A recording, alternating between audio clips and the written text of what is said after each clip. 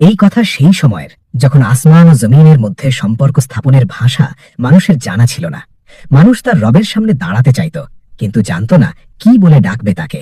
মক্কার মুশরিকরা কাবার চারপাশে হাততালি দিত, শীষ বাজাত, এটাই ছিল তাদের ইবাদত। কিন্তু একজন, মক্কার সেই আল আমিন, হেরা গুহার নির্জনতায় বসে ভাবতেন, হে আমার রব, আমি আপনার প্রশংসা করতে চাই, কিন্তু শব্দ কোথায়? আমি আপনার কাছে সাহায্য চাইতে চাই, কিন্তু সেই ভাষা কোনটা? কল্পনা করুন সেই মুহূর্তের কথা। জিব্রাইল আলাইহিসসালাম আসছেন, আসমানের দরজা খুলে যাচ্ছে। আল্লাহ সুবহানাহু ওয়া তাআলা এমন এক উপহার পাঠাতে চলেছেন যা তাওরাত, জাবুর বা ইনজিলেও ছিল না। এমন 7টি আয়াত যা সরাসরি আল্লাহর আরশ থেকে নেমে এসেছে, যা ছাড়া নামাজ হয় না, যা ছাড়া কোনো ইবাদত পূর্ণ হয় না। আমরা নামাজে দাঁড়াই, আলহামদুলিল্লাহি রাব্বিল আলামিন বলি। ছোটবেলা থেকে মক্তবে হুজুররা মুখস্থ করিয়েছেন, আমরাও তোতা পাখির মতো আউড়ে যাই। কিন্তু কখনো কি ভেবেছেন, কেন আল্লাহ এই সূরা দিয়েই কোরআন শুরু করলেন? কেন এই সূরা না পড়লে নামাজ বাতিল হয়ে যায়? কেন একে বলা হয় উম্মুল কোরআন বা কোরআনের মা? আজকের এই ভিডিওতে আমরা কোরআনের সেই মহিমান্বিত সূরার গভীরে প্রবেশ করব। আমরা জানব এর নাজিলের সেই ঈমানদীপ্ত কাহিনী, যার প্রতিটি মুহূর্ত আপনার ঈমানকে নাড়িয়ে দেবে। আমরা অনুসন্ধান করব কেন এই সূরাটিকে স্বয়ং আল্লাহ নিজের এবং বান্দার মাঝে ভাগ করে নিয়েছেন, আর কিভাবে এই 7টি আয়াত আপনার জীবনের প্রতিটি সমস্যার সমাধান, প্রতিটি রোগের নিরাময় এবং প্রতিটি দোয়ার চাবিকাঠি হতে পারে। এই আলোচনা কোনো সাধারণ আলোচনা নয়, এটি একটি আধ্যাত্মিক সফর।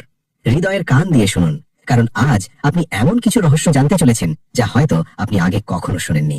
আসুন শুরু করা যাক। গল্পের শুরুটা হয় আজ থেকে প্রায় 1500 বছর আগে, মক্কার সেই উৎসর উপত্যকায়। এমন এক সময়ে যখন গোটা আরব জাহান শিরক, পৌত্তলিকতা আর অজ্ঞতার গভীর অন্ধকারে নিমজ্জিত। মানুষ নিজের হাতে বানানো মূর্তির পূজা করত, ন্যায় বিচার ছিল অনুপস্থিত, আর মানবতার আর্তনাদ শোনার মতো কেউ ছিল না। এক অন্ধকার যুগ, এক চরম অমানবিক বাস্তবতা।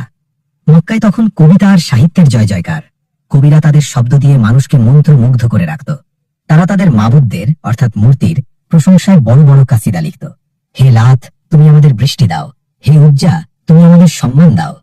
সেই ঘোর অমানিসার মাঝে হেরা পর্বতের গুহায় একজন মানুষ গভীর ধ্যানে মগ্ন। তিনি হলেন মুহাম্মদুর রাসূলুল্লাহ সাল্লাল্লাহু আলাইহি ওয়াসাল্লাম। তিনি মানব জাতির মুক্তির জন্য, এক আল্লাহর পথে আহ্বানের জন্য চিন্তামগ্ন। 40 বছর বয়সে এমনই এক রাতে তার কাছে আল্লাহর পক্ষ থেকে প্রথম ওহী নিয়ে আগমন করেন ফেরেশতাদের সর্দার হযরত জিবরাইল আলাইহিসসালাম। তিনি এসে বললেন, ইকরা, পড়ুন। সেদিন সূরা আলাকের প্রথম 5টি আয়াত নাজিলের মাধ্যমে নবুয়তের সূচনা হয়।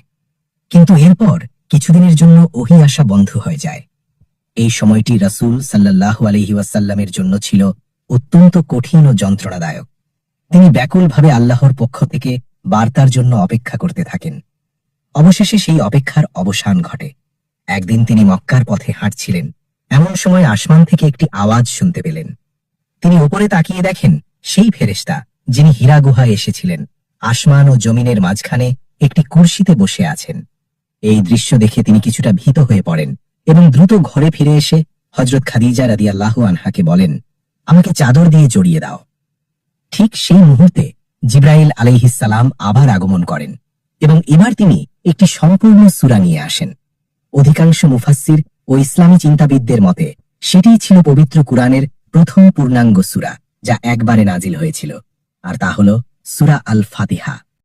ভাবতে পারেন সেই মুহূর্তটির কথা।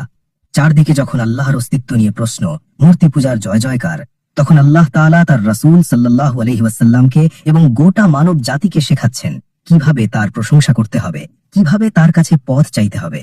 সূরা ফাতিহার নাজিল কোনো সাধারণ ঘটনা ছিল না। এটি ছিল অন্ধকারে নিমজ্জিত একটি সমাজের জন্য প্রথম আলোর মশাল। এটি ছিল পথ হারা এক কাফেলার জন্য প্রথম পথনির্দেশ। মক্কার সেই কঠিন দিনগুলোতে যখন মুষ্টিমেয় কিছু মুসলমান কাফিরদের চরম অত্যাচার ও নির্যাতনের শিকার হচ্ছিলেন, তখন এই সূরাটি ছিল তাদের জন্য সবচেয়ে বড় সান্ত্বনা ও শক্তি। প্রতিদিন 5 ওয়াক্ত নামাজে তারা এই সূরাটি পড়তেন। যখন তারা বলতেন, আলহামদুলিল্লাহি রাব্বিল আলামিন, সমস্ত প্রশংসা জগৎসমূহের প্রতিপালক আল্লাহর জন্য, তখন তাদের অন্তর এই বিশ্বাসে দৃঢ় হয়ে যেত যে এই মূর্তিগুলো তাদের রব নয়, বরং আসমান ও জমিনের রবই একমাত্র প্রশংসার যোগ্য। যখন তারা পড়তেন, আর রাহমানির রাহিম, মালিকি ইয়াউমিদ্দিন, তিনি পরম করুণাময়, অতি দয়ালু, বিচার দিবসের মালিক, তখন তাদের মনে এই আশা জাগ্রত হতো যে দুনিয়ায় তারা যে জুলুমের শিকার হচ্ছেন তার প্রতিদান অবশ্যই শেষ বিচারের দিনে পাবেন। আর যখন তারা অশ্রু সজল চোখে বলতেন, ইয়াকা না'বুদু ওয়া ইয়াকা নাস্তাঈন ইহদিনাস সিরাতাল মুস্তাকিম, আমরা কেবল আপনারই ইবাদত করি এবং আপনারই সাহায্য চাই, আমাদের সরল পথ দেখান। তখন তারা অনুভব করতেন যে এই কঠিন পরিস্থিতিতে আল্লাহ ছাড়া তাদের আর কোনো সাহায্যকারী নেই। এই দোয়াটাই ছিল তাদের টিকে থাকার একমাত্র অবলম্বন। এভাবেই মক্কায় প্রথমবার সূরা ফাতিহার অবতরণ ঘটে। এটি শুধু কিছু আয়াতের সমষ্টি ছিল না, বরং এটি ছিল একটি বিপ্লবের সূচনা। এটি ছিল তাওহীদের ঘোষণা, আল্লাহর প্রতি নিরঙ্কুশ ভরসার অঙ্গীকার এবং মুক্তির জন্য এক ডেসপারেট আর্তনাদ। এই সূরাটিই ছিল সেই ভিত্তি যার উপর ইসলামের সুবিশাল ইমারতটি পরবর্তীতে নির্মিত হয়েছিল। ইসলামের ইতিহাসে সূরা ফাতিহার গুরুত্ব এখানেই শেষ নয়। মক্কায় নাজিল হওয়ার বেশ কয়েক বছর পর মদিনায় এমন একটি অলৌকিক ঘটনা ঘটে যা এই সূরার মর্যাদাকে এক নতুন উচ্চতায় পৌঁছে দেয়। এই ঘটনাটি সেই ধারণাটির জন্ম দিয়েছে যে সূরা ফাতিহা এমন এক সূরা যার সম্মান দুইবার প্রতিষ্ঠিত হয়েছে। ঘটনাটি সহিহ মুসলিম শরীফে হযরত আব্দুল্লাহ ইবনে আব্বাস রাদিয়াল্লাহু আনহু থেকে বর্ণিত হয়েছে, যা আপনার হৃদয়ে কম্পন সৃষ্টি করবে। একদিন আল্লাহর রাসূল সাল্লাল্লাহু আলাইহি ওয়াসাল্লাম মদিনায় তার সাহাবীদের সাথে বসা ছিলেন। তার পাশেই উপস্থিত ছিলেন ওহীর ফেরেশতা হযরত জিবরাইল আলাইহিস সালাম। চারদিক ছিল শান্ত। হঠাৎ সেই শান্ত পরিবেশ ভেঙে দিয়ে উপরের দিক থেকে একটি তীব্র এবং প্রচন্ড শক্তিশালী শব্দ শোনা গেল। শব্দটি এতটাই তীব্র ছিল যে উপস্থিত সকলেই চমকে উঠলেন এবং আকাশের দিকে তাকালেন। হযরত জিবরাইল আলাইহিস সালাম, যিনি রাসূল সাল্লাল্লাহু আলাইহি ওয়াসাল্লামের পাশেই বসা ছিলেন, তিনিও আকাশের দিকে মাথা তুলে তাকালেন। তার চোখে মুখে ছিল এক বিস্ময়ের ছাপ। তিনি রাসূল সাল্লাল্লাহু আলাইহি ওয়াসাল্লামকে উদ্দেশ্য করে বললেন, এটি আসমানের একটি দরজা যা আজকেই খোলা হলো। এর আগে এই দরজাটি আর কখনোই খোলা হয়নি। আপনি কি একবার কল্পনা করতে পারেন সেই মুহূর্তটির মহিমা?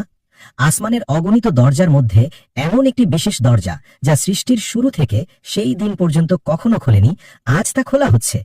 কি এমন ঘটতে চলেছিল যার জন্য এই বিশেষ আয়োজন? সাহাবীরা এবং স্বয়ং রাসূল সাল্লাল্লাহু আলাইহি ওয়াসাল্লাম অপার বিস্ময়ে তাকিয়ে রইলেন। সেই সদ্য খোলা দরজা দিয়ে একজন ফেরেশতা পৃথিবীতে অবতরণ করলেন। এই ফেরেশতাও কোনো সাধারণ ফেরেশতা ছিলেন না। জিবরাইল আলাইহিস সালাম রাসূল সাল্লাল্লাহু আলাইহি ওয়াসাল্লামকে জানালেন, এই ফেরেশতা আজকের এই দিনের আগে আর কখনো পৃথিবীতে আসেননি। এক বিশেষ দরজা যা আগে কখনো খোলেনি, এক বিশেষ ফেরেশতা যিনি আগে কখনো পৃথিবীতে আসেননি। এই সমস্ত আয়োজন একটি মাত্র বার্তার জন্য। সেই ফেরেশতা সরাসরি আল্লাহ রাসূল সাল্লাল্লাহু আলাইহি ওয়াসাল্লামের কাছে এলেন, আদবের সাথে সালাম দিলেন এবং বললেন, হে আল্লাহর রাসূল, আপনি সুসংবাদ গ্রহণ করুন। আপনাকে এমন দুটি নূর বা আলো দেওয়া হয়েছে যা আপনার পূর্বে আর কোনো নবীকে দেওয়া হয়নি। রাসূল সাল্লাল্লাহু আলাইহি ওয়াসাল্লাম অধীর আগ্রহে জানতে চাইলেন, সেই দুটি নূর কি? ফেরেশতা বললেন, একটি হলো ফাতিহাতুল কিতাব অর্থাৎ সূরা আল ফাতিহা এবং অন্যটি হলো সূরা আল বাকারার শেষ দুই আয়াত। এরপর ফেরেশতা সেই অবিস্মরণীয় কথাটি বললেন যা কিয়ামত পর্যন্ত প্রত্যেক মুমিনের জন্য আশার প্রদীপ হয়ে থাকবে। তিনি বললেন, এই দুটির যে কোনো একটি হরফ অর্থাৎ অক্ষর আপনি পাঠ করে আল্লাহর কাছে যা চাইবেন তা আপনাকে অবশ্যই দেওয়া হবে। সুবহানাল্লাহ! এই ঘটনাটি কোনো সাধারণ ওহী নাজিলের ঘটনা ছিল না। সূরা ফাতিহা তো আগেই মক্কায় নাজিল হয়েছিল। তাহলে মদিনায় এই বিশেষ আয়োজন কেন? উলামায়ে কেরাম এবং তাফসীর কারকগণ এর ব্যাখ্যায় বলেন, এটি সূরা ফাতিহার দ্বিতীয়বার নাজিল হওয়া ছিল না, বরং এটি ছিল এই সূরার অতুলনীয় মর্যাদা ও গুরুত্বের এক আসমানি ঘোষণা। আল্লাহ তাআলা গোটা সৃষ্টি জগৎকে দেখিয়ে দিলেন যে তার কাছে এই 7টি আয়াতের মূল্য কতখানি। মক্কায় এটি নাজিল হয়েছিল পথনির্দেশ হিসেবে, আর মদিনায় এর মর্যাদা ঘোষিত হল নূর এবং দোয়া কবুলের নিশ্চিত মাধ্যম হিসেবে। এ কারণে কিছু আলেম রূপক অর্থে বলে থাকেন যে সূরা ফাতিহা দুইবার নাজিল হয়েছে, একবার বিধান হিসেবে, আরেকবার এর মহিমান্বিত মর্যাদা ও ফজিলত ঘোষণার জন্য। এই ঘটনাটি প্রমাণ করে সূরা ফাতিহা কেবল কোরআনের একটি অংশ নয়, এটি আসমান থেকে আগত এক বিশেষ আলো যা আল্লাহ তার প্রিয় নবী সাল্লাল্লাহু আলাইহি ওয়াসাল্লাম এবং তার উম্মতকে উপহার হিসেবে দিয়েছেন। এই হাদিসটি শোনার পর যখনই আপনি নামাজে দাঁড়াবেন এবং সূরা ফাতিহা পাঠ করবেন, একবার সেই দৃশ্যের কথা স্মরণ করবেন। আসমানের একটি বিশেষ দরজা খুলে যাচ্ছে, একজন বিশেষ ফেরেশতা নেমে আসছেন শুধু আপনাকে এই কথা জানাতে যে আপনি এখন যা পড়ছেন তা সাধারণ কোনো বাক্য নয়, এটি একটি নূর। এর প্রতিটি অক্ষর দিয়ে আপনি যা চাইবেন আপনার রব তা কবুল করার ওয়াদা করেছেন। এই অনুভূতি কি আপনার নামাজকে, আপনার জীবনকে বদলে দেওয়ার জন্য যথেষ্ট নয়? সূরা ফাতিহার অলৌকিক নাজিল এবং এর মর্যাদার ঘোষণার পর স্বাভাবিকভাবেই প্রশ্ন জাগে, কেন কোরআনের 114টি সূরার মধ্যে কেন শুধু এই সূরাটি এমন বিরল সম্মান পেল? এর উত্তর লুকিয়ে আছে এর বিভিন্ন নামের মধ্যেই। তাফসির কারকগণ এই সূরার প্রায় 30টিরও বেশি নাম উল্লেখ করেছেন, যার প্রতিটি এর এক একটি গভীর তাৎপর্য বহন করে। আসুন আমরা এর কয়েকটি গুরুত্বপূর্ণ নাম এবং তার পেছনের রহস্য উন্মোচন করি। 1. আল ফাতিহা, উন্মোচনকারী। এর সবচেয়ে পরিচিত নাম আল ফাতিহা, যার অর্থ হল উদ্বোধনী। এই সূরা দিয়েই কোরআন মাজিদ শুরু হয়েছে। এটি যেন এক বিশাল রাজপ্রাসাদের প্রধান ফটক। এই ফটক না খুললে যেমন প্রাসাদের ভেতরের ঐশ্বর্য দেখা যায় না, তেমনি সূরা ফাতিহার গভীরতা না বুঝলে কোরআনের আসল মর্ম উদ্ধার করা কঠিন। 2. উম্মুল কোরআন, কোরআনের জননী। শব্দের অর্থ হল মা বা মূল। যেভাবে একজন মা তার সন্তানকে নিজের মধ্যে ধারণ করেন, ঠিক তেমনি সূরা ফাতিহা গোটা কোরআনের মূল শিক্ষাকে নিজের মধ্যে ধারণ করে আছে। পুরো কোরআন যদি হয় একটি বিশাল বৃক্ষ, তবে সূরা ফাতিহা হল তার বীজ। তাওহীদ, রিসালাত, আখিরাত, কোরআনের এই মৌলিক বিষয়গুলোর সবকিছুর সারমর্ম এই 7টি আয়াতের মধ্যে বলে দেওয়া হয়েছে। এ কারণেই রাসূল সাল্লাল্লাহু আলাইহি ওয়াসাল্লাম বলেছেন, যে ব্যক্তি উম্মুল কোরআন পড়ল না তার নামাজ হল না। 3. আস-সাবউল মাসানি, বারবার পঠিত 7 আয়াত। এই নামটি স্বয়ং আল্লাহ তাআলা সূরা হিজরের 87 নম্বর আয়াতে উল্লেখ করেছেন। তিনি বলেন, আমি আপনাকে সাবউল মাসানি এবং মহান কুরআন দান করেছি। এর 2টি অর্থ হতে পারে। প্রথমত, যেহেতু এই সূরাটি নামাজের প্রত্যেক রাকাতেই পাঠ করা হয়, তাই এটি সবচেয়ে বেশি পঠিত সূরা। দ্বিতীয়ত, কিছু মুফাসসির বলেছেন মাসানি অর্থ হল যা 2 বার সম্মানিত হয়েছে, একবার মক্কায় এবং একবার মদিনায় এর মর্যাদা ঘোষিত হওয়ার মাধ্যমে। 4. আস-সালাত, নামাজ। একটি হাদিসে কুদসিতে আল্লাহ তাআলা বলেন, আমি সালাত অর্থাৎ সূরা ফাতিহাকে আমার এবং আমার বান্দার মধ্যে অর্ধেক অর্ধেক করে ভাগ করে নিয়েছি। যখন বান্দা বলে আলহামদুলিল্লাহি রাব্বিল আলামিন, তখন আল্লাহ বলেন, আমার বান্দা আমার প্রশংসা করেছে। যখন বান্দা বলে ইহদিনাস সিরাতাল মুস্তাকিম, তখন আল্লাহ বলেন, এটি আমার বান্দার জন্য এবং আমার বান্দা যা চেয়েছে তা তাকে দেওয়া হলো। সহিহ মুসলিম।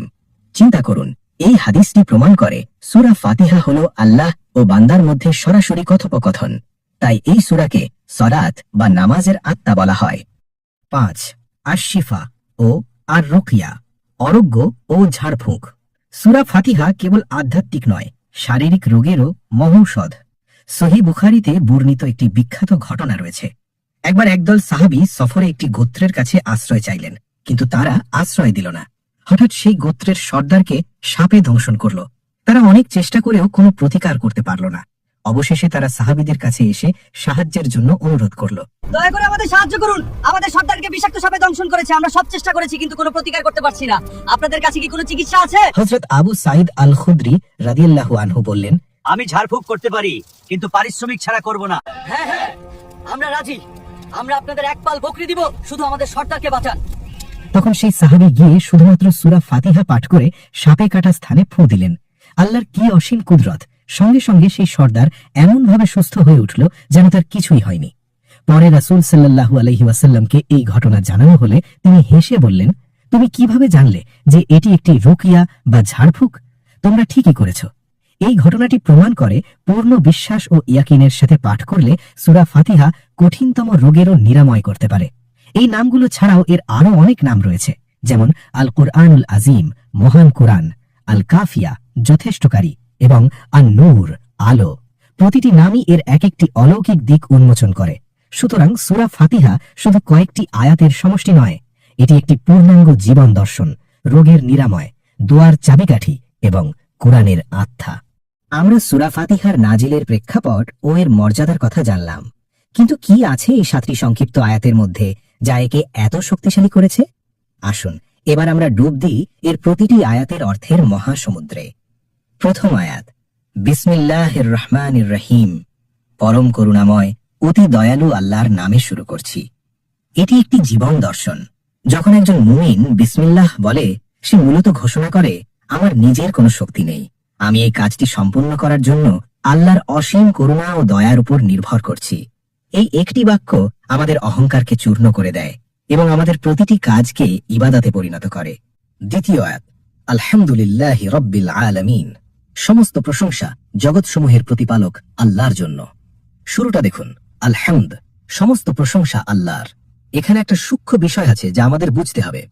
আরবিতে প্রশংসার জন্য মাদাহ শব্দটিও ব্যবহার করা যায়, কিন্তু আল্লাহ মাদাহ ব্যবহার করেননি, হামদ ব্যবহার করেছেন। কেন জানেন? মাদাহ বা প্রশংসা অনিচ্ছাকৃত কাজের জন্য করা যায়। যেমন, এই মুক্তাটি খুব সুন্দর, সূর্যটি খুব উজ্জ্বল। এখানে মুক্তা বা সূর্যের নিজস্ব কোনো ইচ্ছা নেই, কিন্তু হামদ হলো এমন প্রশংসা যা স্বেচ্ছায়, ভালোবেসে এবং শ্রদ্ধার সাথে করা হয়। অর্থাৎ আমরা যখন বলি আলহামদুলিল্লাহ, আমরা শুধু ধন্যবাদ দিচ্ছি না, আমরা বলছি হে আল্লাহ, আপনি যা করছেন আপনার ইচ্ছায় করছেন, আর আমরা ভালোবেসে আপনার প্রশংসা করছি। এর পরের শব্দটি দেখুন, রব্বিল আলামিন। রব মানে কি? আমরা অনুবাদে পড়ি পালনকর্তা, কিন্তু রব শব্দের অর্থ আরো ব্যাপক। রব তিনি যিনি মালিক, রব তিনি যিনি লালন পালন করেন, রব তিনি যিনি সংশোধন করেন, রব তিনি যিনি পূর্ণতা দান করেন। আর আলামিন, আলামিন হলো বহুবচন। মানুষের জগৎ, জিনদের জগৎ, ফেরেশতাদের জগৎ, গাছপালার জগৎ, এমনকি আপনার রক্তের ধমনীতে বয়ে চলা কোটি কোটি কোষের জগৎ। একবার ভাবুন, আপনি যখন নামাজে দাঁড়িয়ে বলছেন রব্বিল আলামিন, আপনি আসলে স্বীকার করছেন যে হে আল্লাহ, এই বিশাল গ্যালাক্সি থেকে শুরু করে আমার হৃৎপিণ্ডের স্পন্দন, সবকিছুর কন্ট্রোলার একমাত্র আপনি। মক্কায় কুরাইশরা আল্লাহকে বিশ্বাস করত, কিন্তু তারা মনে করত আল্লাহ শুধু সৃষ্টি করেছেন, বাকি কাজ মূর্তিরা করবে। এই আয়াত নাজিল করে আল্লাহ তাদের সেই ধারণা চুরমার করে দিলেন। আল্লাহ বললেন, না, সৃষ্টিও আমার, পালনও আমার, রাজত্বও আমার। তৃতীয় আয়াত, আর রহমানির রহিম। তিনি পরম করুণাময়, অতি দয়ালু। কিন্তু এত বড় ক্ষমতার মালিক যিনি, তিনি কি খুব কঠোর? তিনি কি স্বৈরাচারী শাসকের মতো?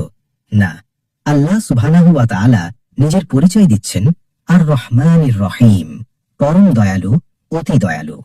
দুটোই তো দয়া, তাহলে পার্থক্য কি? স্কলাররা বলেন, আর রহমান হলো এমন দয়া যা সবার জন্য ব্যাপক। যেমন সূর্যের আলো মুমিনও পায়, কাফেরও পায়। অক্সিজেন নামাজিও পায়, বেনামাজিও পায়। এটা হলো রহমান। আর আর রহিম, এটা হলো স্পেশাল দয়া, খাস দয়া, যা কিয়ামতের দিন শুধুমাত্র মুমিনদের জন্য বরাদ্দ থাকবে। যেন আল্লাহ বলছেন, বান্দা ভয় পেও না, আমি জগৎ সমূহের রব ঠিকই, কিন্তু আমার রাগের চেয়ে আমার দয়া বেশি। সহিহ বুখারীর হাদিসে এসেছে, আল্লাহ বলেছেন, নিশ্চয়ই আমার রহমত আমার ক্রোধের উপর বিজয়ী হয়েছে। সহিহ বুখারী 4422। চতুর্থ আয়াত, মালিক ইয়াউমিদ্দিন। তিনি বিচার দিবসের মালিক। রহমতের কথা শুনে মানুষ হয়তো বেপরোয়া হয়ে যেত, ভাবতে পারত আল্লাহ তো দয়ালু, যা খুশি তাই করি। তাই পরের আয়াতেই আল্লাহ লাগাম টেনে ধরলেন, মালিক ইয়াউমিদ্দিন, বিচারের দিনের মালিক, প্রতিদান দিবসের মালিক। দুনিয়ায় অনেক রাজা বাদশাহ আছে। ফেরাউন ছিল, নমরুদ ছিল, আজকের যুগের সুপার পাওয়াররা আছে। তারা নিজেদের মালিক দাবি করে, কিন্তু সেই দিন, সেই ভয়ঙ্কর দিনে সহিহ হাদিসে এসেছে, কিয়ামতের দিন আল্লাহ সমস্ত আকাশমণ্ডলী গুটিয়ে নেবেন এবং বলবেন, আজ রাজত্ব কার? কেউ উত্তর দেওয়ার থাকবে না। আল্লাহ নিজেই উত্তর দেবেন, আজ রাজত্ব শুধুই আল্লাহর, যিনি এক এবং প্রবল পরাক্রমশালী। সহিহ মুসলিম 2788। প্রিয় ভাই ও বোনেরা, মালিক ইয়াউমিদ্দিন এই আয়াতটি সাহাবীদের রাতের ঘুম হারাম করে দিত। ওমর ইবনে খাত্তাব রাদিয়াল্লাহু আনহু নামাজে এই আয়াত পড়তে গিয়ে কান্নায় ভেঙে পড়তেন এবং পড়ে যেতেন, কারণ তারা জানতেন সেদিন কোনো উকিল থাকবে না, কোনো ঘুষ চলবে না, কোনো সুপারিশ চলবে না, আল্লাহর অনুমতি ছাড়া। সেদিন মালিক একজনই। আপনি যখন নামাজে এই আয়াতটি বলেন, আপনার কি মনে পড়ে সেই দিনের কথা, নাকি আমরা তোতা পাখির মতো শুধু আউড়ে যাই? পঞ্চম আয়াত, ইয়াকা না'বুদু ওয়া ইয়াকা নাস্তাঈন। আমরা কেবল আপনারই ইবাদত করি এবং আপনারই কাছে সাহায্য চাই। প্রথম তিনটি আয়াতে আমরা আল্লাহর পরিচয় পেলাম। তিনি রব, তিনি দয়ালু, তিনি বিচারক। এখন এখন বান্দা কথা বলবে। এতক্ষণ কথা হচ্ছিল থার্ড পার্সনে, তিনি। এবার কথা হবে সেকেন্ড পার্সনে, তুমি বা আপনি। ইয়াকা না'বুদু ওয়া ইয়াকা নাস্তাঈন। আমরা একমাত্র তোমারই ইবাদত করি এবং একমাত্র তোমারই কাছে সাহায্য চাই। লক্ষ্য করুন, এখানে বলা হয়নি আমরা তোমার ইবাদত করি, বলা হয়েছে আমরা একমাত্র তোমারই ইবাদত করি। আরবি ব্যাকরণে ইয়াকা আগে আনার ফলে অর্থের মধ্যে জোর বা এক্সক্লুসিভ তৈরি হয়েছে। এটি সেই আয়াত যা শিরকের মূলে কুঠারাঘাত করে। মক্কার মুশরিকরা বলতো, আমরা আল্লাহরই ইবাদত করি, কিন্তু লাত উজ্জা আমাদের মাধ্যম। আল্লাহ শিখিয়ে দিলেন, না, কোনো মাধ্যম নেই, কোনো ভায়া নেই, ডিরেক্ট কানেকশন। হে আল্লাহ, আমি শুধু তোমার গোলাম, আর আমার যখনই সাহায্যের দরকার হয় আমি ডাক্তার ডাকি বা পুলিশ ডাকি, বিশ্বাস থাকে যে আসল সাহায্যকারী তুমি। ইবনে আব্বাস রাদিয়াল্লাহু আনহু বলেন, এই আয়াতটি হলো পুরো কোরআনের সার নির্যাস। এটি বান্দার পক্ষ থেকে স্বাধীনতার ঘোষণা। দাসত্ব করব তো শুধু তোমার, সাহায্য চাইব তো শুধু তোমার কাছে, মানুষের কাছে মাথা নত করি না। ষষ্ঠ আয়াত, ইহদিনাস সিরাতাল মুস্তাকিম। আমাদেরকে সরল পথ প্রদর্শন করুন। প্রশংসা শেষ, দাসত্বের শপথ শেষ, এখন চাওয়ার পালা। আল্লাহ প্রতিশ্রুতি দিয়েছেন, এখন যা চাইবে তাই দেব। আপনি কি চাইবেন? গাড়ি, বাড়ি, দীর্ঘ হায়াত? না, আল্লাহ আমাদের শিখিয়ে দিচ্ছেন সবচেয়ে দামি জিনিসটি চাও। বলো ইহদিনা সিরাতাল মুস্তাকিম, আমাদেরকে সরল সঠিক পথ দেখান। কিন্তু প্রশ্ন হলো, ইহদিনা মানে কি শুধুই পথ দেখানো? আরবিতে হিদায়াত দুই প্রকার। এক, হিদায়াতুল ইরশাদ, মানে শুধু পথ দেখিয়ে দেওয়া, যেমন গুগল ম্যাপ আপনাকে রাস্তা দেখায়। দুই, হিদায়াতুত তাওফিক, মানে হাত ধরে গন্তব্যে পৌঁছে দেওয়া।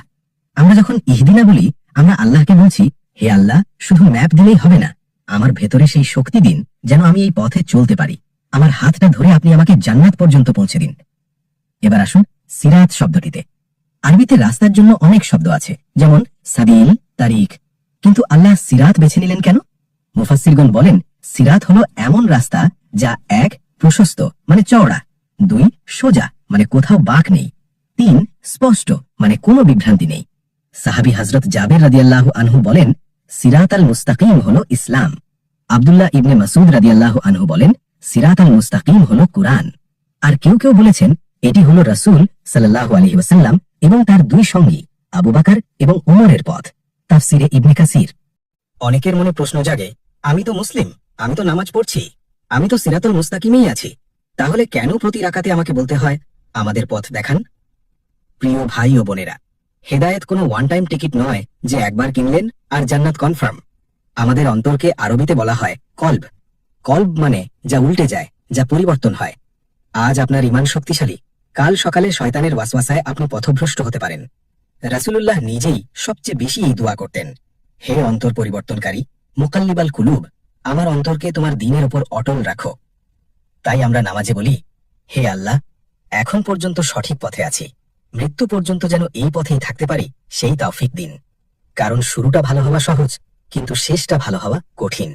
সপ্তম আয়াত, সিরাতাল্লাযীনা আন'আমতা আলাইহিম গায়রিল মাগদুবি আলাইহিম ওয়ালাদ-দাল্লিন, তাদের পথ যাদেরকে আপনি নিয়ামত দিয়েছেন, তাদের পথ নয় যারা ক্রোধে নিপতিত ও পথভ্রষ্ট।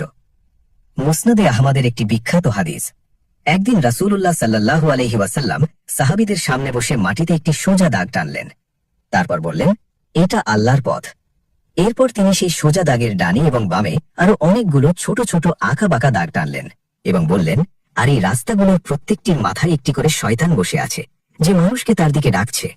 তারপর তিনি তেলাওয়াত করলেন সূরা আনআমের 153 নং আয়াত, আর এটি আমার সোজা পথ, সুতরাং তোমরা এরই অনুসরণ করো এবং অন্যান্য পথের অনুসরণ করো না। মুসনাদে আহমদ 4142। আজকের যুগে তাকালে কি এই হাদিসটি জীবন্ত মনে হয় না? ডানে তাকালে লোভ, বামে তাকালে অশ্লীলতা, সোশ্যাল মিডিয়ায় স্ক্রল করছেন, শয়তান ডাকছে, বাজারে যাচ্ছেন, সুদ আপনাকে ডাকছে। এই হাজারো পথের ভিড়ে হারিয়ে যাওয়া খুব সহজ। তাই তো বান্দার আর্তনাদ, ইহদিনাস সিরাতাল মুস্তাকিম, হে আল্লাহ, আমাকে এই গোলক ধাঁধা থেকে বাঁচান, আমাকে সেই হাইওয়েতে উঠিয়ে দিন যে পথে আপনার প্রিয় বান্দারা হেঁটে গেছেন। একটা বিষয় খেয়াল করেছেন, সূরা ফাতিহায় আমরা বলি না আমাকে পথ দেখাও ইহদিনী, আমরা বলি আমাদের পথ দেখাও ইহদিনা। কেন এই বহুবচন? কারণ ইসলাম সন্ন্যাসবাদের ধর্ম নয়। একা একা জান্নাতে যাওয়া কঠিন। বাঘ সবসময় দলছুট ছাগলকেই আক্রমণ করে। শয়তানও সেই মানুষকে সহজে পথভ্রষ্ট করে যে জামাত বা সংঘবদ্ধ জীবন থেকে বিচ্ছিন্ন। নামাজে দাঁড়িয়ে যখন আপনি বলেন ইহদিনা, আপনি আসলে আপনার পাশের মুসল্লির জন্য দোয়া করছেন, আপনার পরিবারের জন্য দোয়া করছেন, ফিলিস্তিন, সিরিয়া, আরাকান সহ সারা বিশ্বের উম্মার জন্য দোয়া করছেন। আল্লাহ আমাদের শিখিয়ে দিচ্ছেন, স্বার্থপর হইও না, সবাইকে নিয়ে জান্নাতে যাওয়ার স্বপ্ন দেখো। আমরা আল্লাহর কাছে সোজা পথ চাইলাম, আল্লাহ কবুল করলেন, কিন্তু সোজা পথটা আসলে কেমন? এই রাস্তায় কারা হেঁটে গেছে?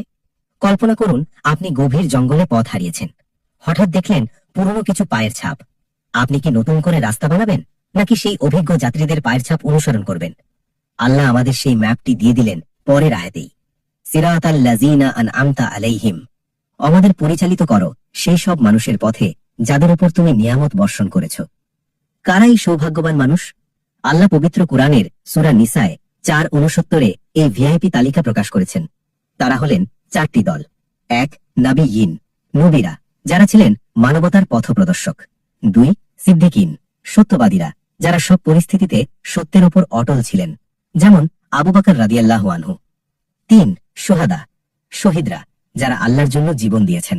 4, সালিহিন, নেককার বান্দারা। আপনি যখন নামাজে এই আয়াতটি পড়েন তখন মনে মনে ভাবুন আপনি একা নন, আপনি আদম আলাইসাল্লাম, ইব্রাহিম আলাইসাল্লাম, মুসা আলাইসাল্লাম, ঈসা আলাইসাল্লাম এবং আমাদের প্রিয় নবী মুহাম্মদ সাল্লাল্লাহু আলাইহি ওয়াসাল্লামের কাফেলার পেছনে দাঁড়িয়ে আছেন। আপনি সেই মহান মিছিলের একজন সদস্য। কি অদ্ভুত প্রশান্তি, তাই না? কিন্তু সাবধান, এই সোজা পথের দুই পাশে দুটি গভীর খাদ আছে। একটু পা হড়কালেই ধ্বংস। আল্লাহ আমাদের সতর্ক করছেন, গায়রিল মাগদুবি আলাইহিম ওয়ালাদ-দাল্লিন। আমাদের তাদের পথে নিও না যাদের ওপর তোমার গজব পড়েছে, এবং তাদের পথেও না যারা পথভ্রষ্ট হয়েছে। কারা এই দুই দল? আমরা কি আন্দাজে কথা বলছি? না, স্বয়ং রাসূলুল্লাহ এর ব্যাখ্যা দিয়েছেন। হযরত আদি বিন হাতিম রাদিয়াল্লাহু আনহু থেকে বর্ণিত, রাসূলুল্লাহ বলেছেন, মাগদুব যাদের ওপর গজব পড়েছে হলো ইহুদিরা, আর দল্লিন যারা পথভ্রষ্ট হলো খ্রিস্টানরা। জামে তিরমিজি 2954, মুসনাদে আহমেদ। এখানে একটি খুব সূক্ষ্ম ও ভয়ঙ্কর শিক্ষা আছে। কেন ইহুদিদের ওপর গজব পড়ল? তারা কি আল্লাহকে চিনত না? চিনত। তাদের কাছে তাওরাহ ছিল, জ্ঞান ছিল, কিন্তু তারা জেনে শুনে সত্য গোপন করত এবং আমল করত না। অর্থাৎ মাগদুব হলো তারা যাদের জ্ঞান আছে কিন্তু আমল নেই। আর খ্রিস্টানরা কেন পথভ্রষ্ট হলো? তারা খুব ইবাদত করত, বৈরাগ্য গ্রহণ করত, কিন্তু তাদের ইবাদত আল্লাহর পাঠানো ওহী অনুযায়ী ছিল না, বরং নিজেদের মন গড়া পদ্ধতিতে ছিল। অর্থাৎ দাল্লিন হলো তারা যাদের আমল আছে কিন্তু সঠিক জ্ঞান নেই। প্রিয় ভাই ও বোনেরা, আজ আমাদের নিজেদের দিকে তাকানো দরকার। আমরা কি কুরআন জানি কিন্তু মানি না? তাহলে আমরা মাগদুবদের রাস্তায় আছি। আমরা কি খুব আবেগী হয়ে ইবাদত করছি কিন্তু তা সুন্নাহ অনুযায়ী হচ্ছে না? তাহলে আমরা দাল্লিনদের রাস্তায় আছি। সিরাত আল মুস্তাকিম হলো সঠিক জ্ঞান এবং সঠিক আমলের সমন্বয়। সূরা ফাতিহা শেষ। আল্লাহর প্রশংসা করলেন, ওয়াদা করলেন, রাস্তা চাইলেন, সতর্ক হলেন। এখন এই দরখাস্তে সিলমোহর মারার পালা। সেই সিলমোহর হলো আমিন। আমিন কোরআনের অংশ নয়, কিন্তু এটি এই সূরার প্রাণ। এর অর্থ, হে আল্লাহ, কবুল করো। সহিহ বুখারী ও মুসলিমে এসেছে, রাসূলুল্লাহ সাল্লাল্লাহু আলাইহি ওয়াসাল্লাম বলেছেন, যখন ইমাম গায়রিল মাগদুবি আলাইহিম ওয়ালাদ-দাল্লিন বলেন, তখন তোমরা বলো আমিন।